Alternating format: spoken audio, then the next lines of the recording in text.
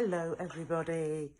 As I can't just sit still doing nothing, I thought I'd do a very quick little video for making these very quick and easy little pouches which take a gift card and bigger.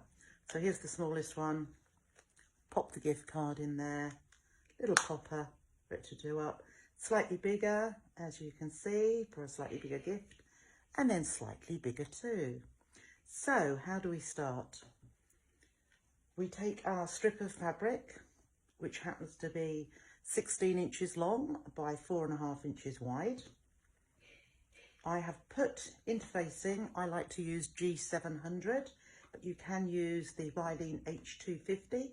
But I like this because it's more like a fabric which gives the outer fabric a little bit more body.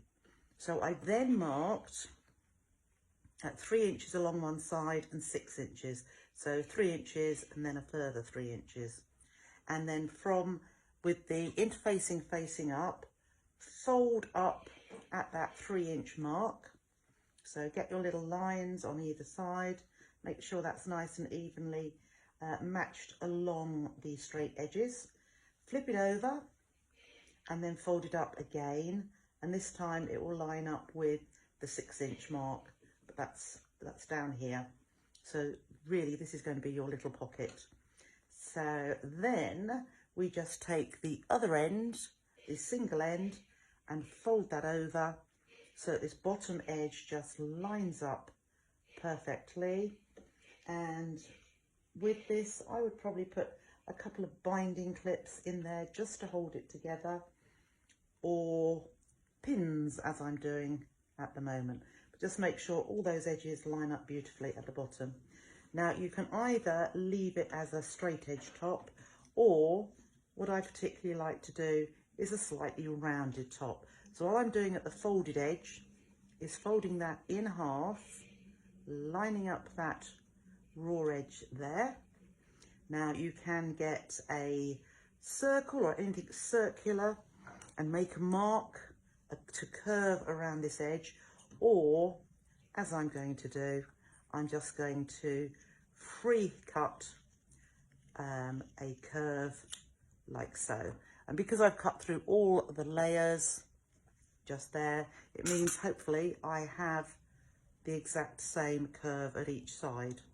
Now I'm just going to do one lot of stitching. I'm going to start at the bottom edge where the pins are. I'm going to go all around the curves and round to the other edge. So it's actually one row of stitching, and we will do one row of top stitching. So when we start, just reverse, 1/4 inch seam allowance, and gently around the curve, making sure my foot is staying level with the edge of the fabric. And around here, slow down if you want to, or just keep going, or definitely slow down around the curve, and then right to that bottom edge. Mind you don't hit the pins, and cut the thread. So that was one row of stitching the whole way round. Now you can either clip into these curves or use pinking shears, or my favourite and quickest way of doing it is to trim the seam allowance, especially on the curve, but you can the whole way along here because it's not that long a seam, back to between an 1/8 or a 1/16 and an 1/8 of an inch. So we'll just clip up on a bit close there. Okay, so now we need to turn it to the right side. So from this end, you will see where you have two fabrics showing here, as opposed to that little pocket stops. So you need to pop your fingers into where you can see the two fabrics, turn it to the right side, and then I just run my nail around that curved edge at the top. Get yourself a nice rounded pokey tool or a seam curver if you like.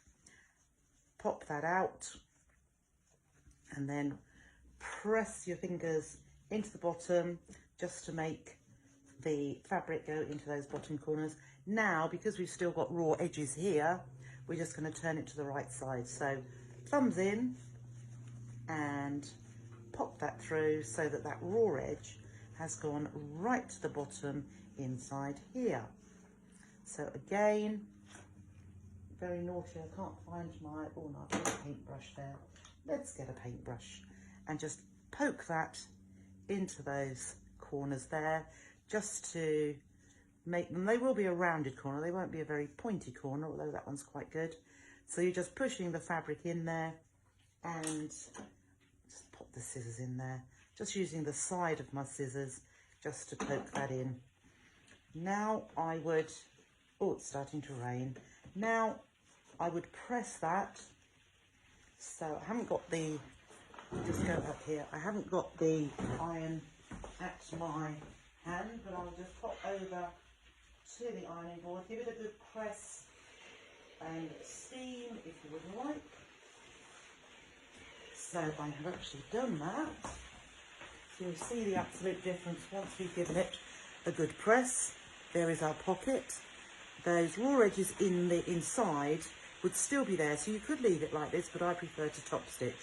So since when the flap is folded over, the top stitching is going to show here, I like to actually sew on this side. So starting not right in the corner, but just up from that corner edge, I'm just going to do a row of top stitching the whole way round. So we've got a standard stitch length, but I'm stitching very close to the edge. I'm using the inside edge of my foot to guide it and keeping that nice and straight, or as straight as we possibly can. And typically it started to rain. Sounds like hailstones, but we're used to that, aren't we? So down to that other corner and turn around, straight across that bottom edge. That stitching down here is enclosing those raw edges right at the bottom. So I've just come up to where I stopped stitching. Unbelievable. 10 minutes, I'd say. So there we have it all top stitched. Fold the flap over. I'm going to use a, what am I going to use? Some cam snaps. So I'm just going to measure my flap, which is 4 inches wide. So I know my popper needs to go at the 2 inches. So a little bit high. So I'm just going to bring that down to about there.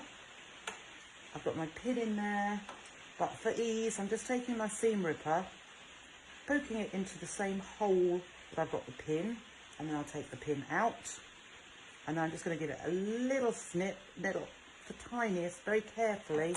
You just want a tiny little nick there for our cam snap to go into. So this is on the outside of the flap. Pop your cam snap in there. Then we need an outie to go on the top.